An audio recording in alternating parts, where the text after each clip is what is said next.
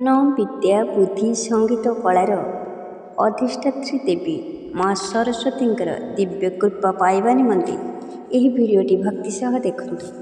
ଛାତ୍ରଛାତ୍ରୀ ବିଶେଷ ଭାବେ ବିଦ୍ୟାର୍ଥୀ କିମ୍ବା କୌଣସି କ୍ୟାରିୟର ଓରିଏଣ୍ଟେଡ୍ ଛାତ୍ରଛାତ୍ରୀ ଯିଏକି କୌଣସି ଇଣ୍ଟରଭ୍ୟୁ ଫେସ୍ କରୁଥିବେ, ଆଜି ଯଦି ଏ ମା ସରସ୍ୱତୀଙ୍କର ଏହି ମହାଶକ୍ତିଶାଳୀ ମନ୍ତ୍ରଟି 3 ଥର ବୋଲନ୍ତି, ସେ କେବେ ଅସଫଳ ହେବେ ନାହିଁ।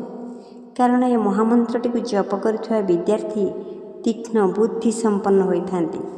ଜୀବନରେ ସେ କେବେ ଅସଫଳ ହୁଅନ୍ତି ନାହିଁ। ମନୁଷ୍ୟ ଜୀବନରେ ଜ୍ଞାନ ଏପରିକି ଆବଶ୍ୟକ, ଯାହାକି ମନୁଷ୍ୟ ଧରାପୃଷ୍ଠରେ ପାଦ ଦେବାଠାରୁ ମୂର୍ତ୍ତର ଦ୍ୱାର ମୁହଁ ଯାଏ ଆବଶ୍ୟକ ପଡ଼ିଥାଏ। ତେଣୁ ଜ୍ଞାନଦେବୀ ମା ସରସ୍ୱତୀଙ୍କର ଏହି ମହାମନ୍ତ୍ରଟି ସରସ୍ୱତୀ ପୂଜା ଦିନ ପାଠ କରାଗଲେ ବିଦ୍ୟାର୍ଥୀ ତାର ଜୀବନରେ କେବେ ବି ବୁଦ୍ଧି ଜ୍ଞାନର କମ୍ ହୁଏ ନାହିଁ। ବିଫଳତା ତା ଜୀବନରେ କେବେ ମଧ୍ୟ ଦେଖା ଦେଇନଥାଏ। ମା ସରସ୍ୱତୀଙ୍କର ଏହି ମହାମନ୍ତ୍ରଟି ଜପ କଲେ ମାଙ୍କର କୃପା ବିଶେଷ ଭାବରେ ଲାଭ ହୋଇଥାଏ। ଦୃଢ଼ ଶ୍ରଦ୍ଧା ଓ ଭକ୍ତିରେ ଯଦି ବିଦ୍ୟାର୍ଥୀ ପାଠ କରେ, ତାର ସ୍ମରଣ ଶକ୍ତି ଅସମ୍ଭବ ଭାବେ ବଢ଼ିଯାଏ। ସରସ୍ୱତୀ ପୂଜା ଦିନ ଯଦି ଏହି ମନ୍ତ୍ରଟି 108 ଥର ଜପ କରାଯାଏ, ବିଦ୍ୟାର୍ଥୀ ଅସମ୍ଭବ ଫଳ ପାଇଥାଏ। ମାତ୍ର ଯଦି ଏ ମହାମନ୍ତ୍ରଟିକୁ ଦୃଢ଼ ଭକ୍ତି ଓ ଶ୍ରଦ୍ଧାର ସହ 3 ଥର ପାଠ କରାଯାଏ, ସମାନ ଫଳ ମିଳିଥାଏ। ପୂର୍ବ କିମ୍ବା ଉତ୍ତର ଦିଗକୁ ମୁହଁ କରି ବସି ରୁଦ୍ରାକ୍ଷ କିମ୍ବା କ୍ରିଷ୍ଟାଲ ମାଳରେ ଏ ମହାମନ୍ତ୍ରଟି ଜପ କରାଯାଇପାରିବ। ପୂଜା ସମୟରେ ଏ ମହାମନ୍ତ୍ର ଜପ କରାଯିବା ଉଚିତ। ଏ ମନ୍ତ୍ର ଜପ କରିସାରିଲା ପରେ ସେଦିନ ମିଛ କହିବେ ନାହିଁ, ଆମିଷ ଭକ୍ଷଣ କରିବେ ନାହିଁ। ଶ୍ରଦ୍ଧା, ଦୃଢ଼ ଭକ୍ତି, ନିଷ୍ଠା ସହ ମନ୍ତ୍ରଟି ଜପ କରାଯିବା ଉଚିତ। ଫଳରେ ସାଧକ ଜନ୍ମ ଜନ୍ମାନ୍ତର ଯେ ବୁଦ୍ଧି ଜ୍ଞାନ ସଫଳତାର କେବେ ବି ପଛାଇ ନଥାଏ। ସଫଳତା ତା ହାତ ମୁଠାରେ ରହେ। ପ୍ରଥମେ ଆପଣ ପୂର୍ବ କିମ୍ବା ଉତ୍ତର ଦିଗକୁ ମୁହଁ କରି ବସନ୍ତୁ। ଓମ୍ ଇଂ ସରସ୍ୱତୀ ନମଃ, ଓମ୍ ଇଂ ସରସ୍ୱତୀ ନମଃ। ଏ ମନ୍ତ୍ର ଜପ କଲା ପରେ ଆପଣ ସେ ମହାମନ୍ତ୍ରଟିକୁ ଜପ କରନ୍ତୁ। ଆସନ୍ତୁ ସେ ମହାମନ୍ତ୍ରଟି ଜାଣିବା। ଓମ୍ ସରସ୍ୱତୀ ମହାଭାଗେ ବିଦ୍ୟା କମଲଲୋଚନେ ବିଶ୍ୱରୂପେ ବିଶାଲାକ୍ଷୀ ବିଦ୍ୟାଂ ଦେହି ନମସ୍ତୁତେ। ଓମ୍ ସରସ୍ୱତୀ ମହାଭାଗେ ବିଦ୍ୟା କମଲଲୋଚନେ ବିଶ୍ୱରୂପେ ବିଶାଲାକ୍ଷୀ ବିଦ୍ୟାଂ ଦେହି ନମସ୍ତୁତେ। ଓମ୍ ସରସ୍ୱତୀ ମହାଭାଗେ ବିଦ୍ୟା କମଲଲୋଚନେ ବିଶ୍ୱରୂପେ ବିଶାଲାକ୍ଷୀ ବିଦ୍ୟାଂ ଦେହି ନମସ୍ତୁତେ। ଓମ୍ ସରସ୍ୱତୀ ମହାଭାଗେ ବିଦ୍ୟା କମଲଲୋଚନେ ବିଶ୍ୱରୂପେ ବିଶାଲାକ୍ଷୀ ବିଦ୍ୟାଂ ଦେହି ନମସ୍ତୁତେ। ଓମ୍ ସରସ୍ୱତୀ ମହାଭାଗେ ବିଦ୍ୟା କମଲଲୋଚନେ ବିଶ୍ୱରୂପେ ବିଶାଲାକ୍ଷୀ ବିଦ୍ୟାଂ ଦେହି ନମସ୍ତୁତେ।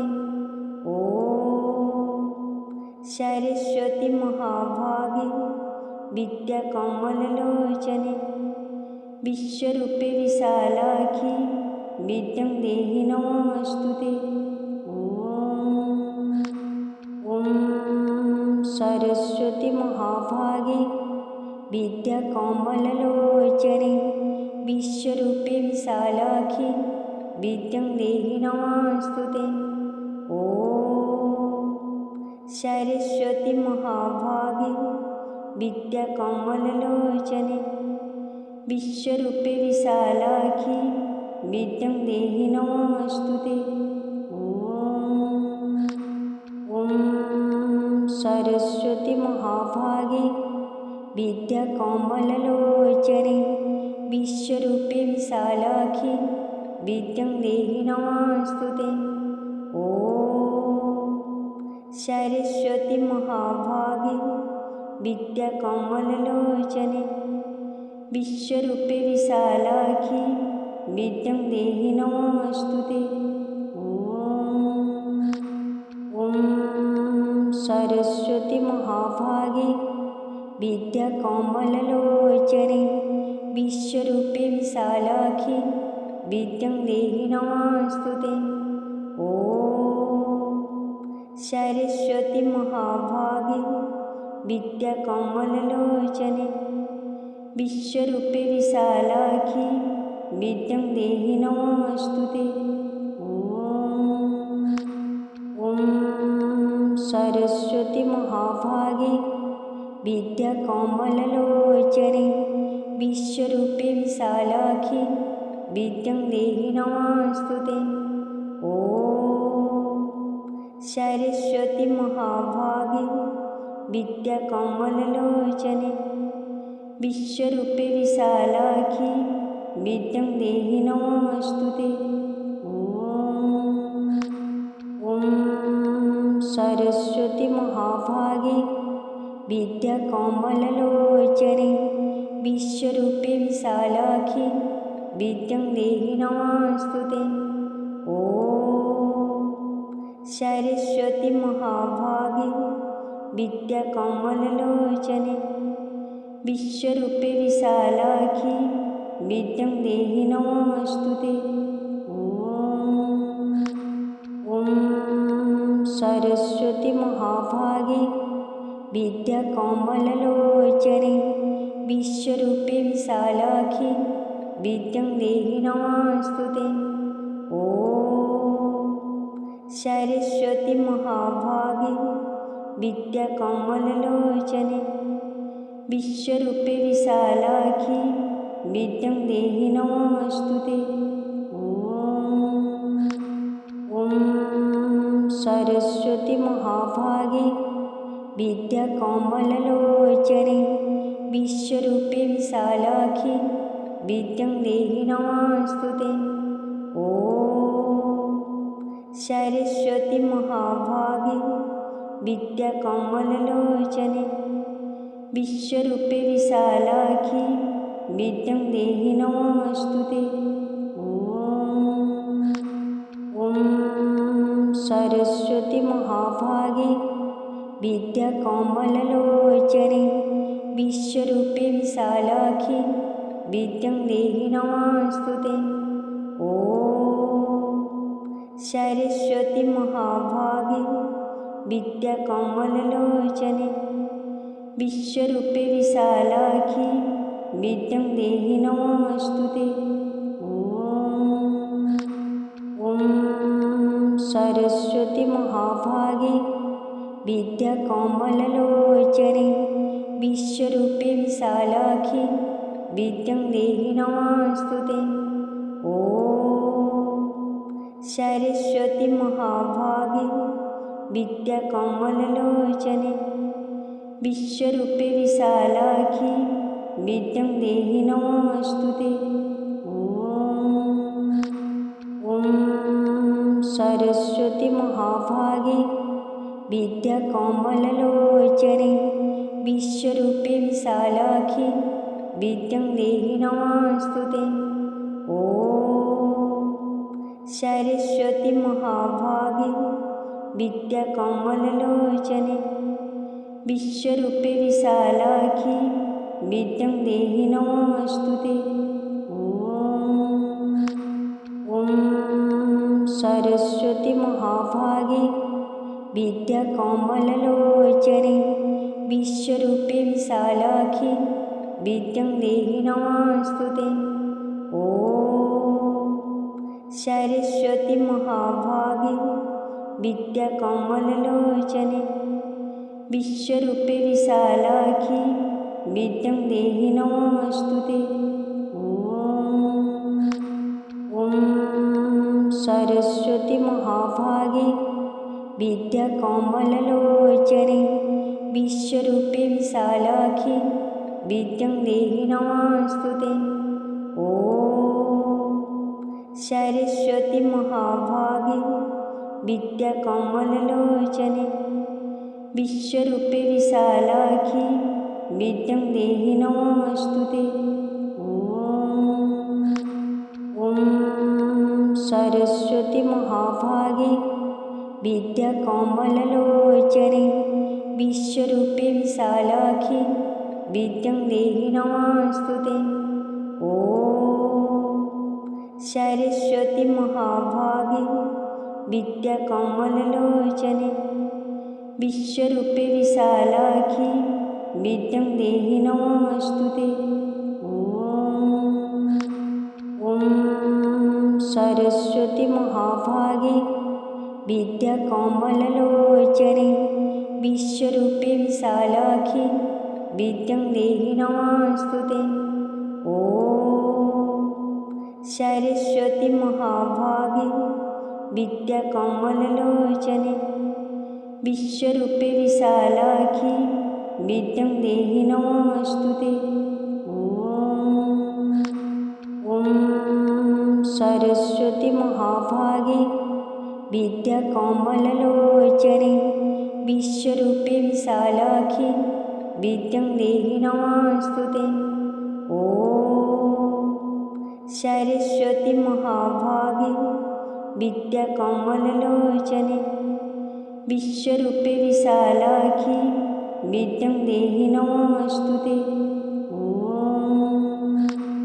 ॐ सरस्वती महाभागे विद्याकमललोचने विश्वरूपे विशालाक्षी विद्यां देहि नमोऽस्तुते। ॐ सरस्वती महाभागे विद्याकमललोचने विश्वरूपे विशालाक्षी विद्यां देहि नमोऽस्तुते। ॐ सरस्वती महाभागे विद्याकमललोचने विश्वरूपे विशालाक्षी विद्यां देहि नमोऽस्तुते। ॐ सरस्वती महाभागे विद्याकमललोचने विश्वरूपे विशालाक्षी विद्यां देहि नमोऽस्तुते। ॐ सरस्वती महाभागे विद्याकमललोचने विश्वरूपे विशालाक्षी विद्यां देहि नमोऽस्तुते। ॐ सरस्वती महाभागे विद्याकमललोचने विश्वरूपे विशालाक्षी विद्यां देहि नमोऽस्तुते। ॐ सरस्वती महाभागे विद्याकमललोचने विश्वरूपे विशालाक्षी विद्यां देहि नमोऽस्तुते। ॐ सरस्वती महाभागे विद्याकमललोचने विश्वरूपे विशालाक्षी विद्यां देहि नमोऽस्तुते। ॐ सरस्वती महाभागे विद्याकमललोचने विश्वरूपे विशालाक्षी विद्यां देहि नमोऽस्तुते। ॐ सरस्वती महाभागे विद्याकमललोचने विश्वरूपे विशालाक्षी विद्यां देहि नमोऽस्तुते। ॐ सरस्वती महाभागे विद्याकमललोचने विश्वरूपे विशालाक्षी विद्यां देहि नमोऽस्तुते। ॐ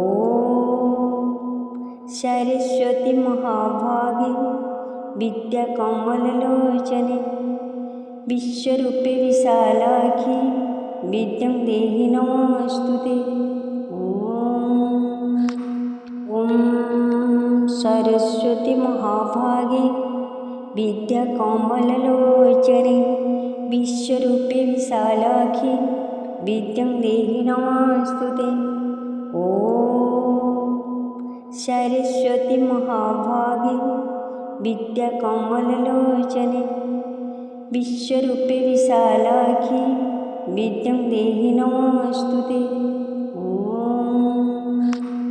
ॐ सरस्वती महाभागे विद्याकमललोचने विश्वरूपे विशालाक्षी विद्यां देहि नमोऽस्तुते। ॐ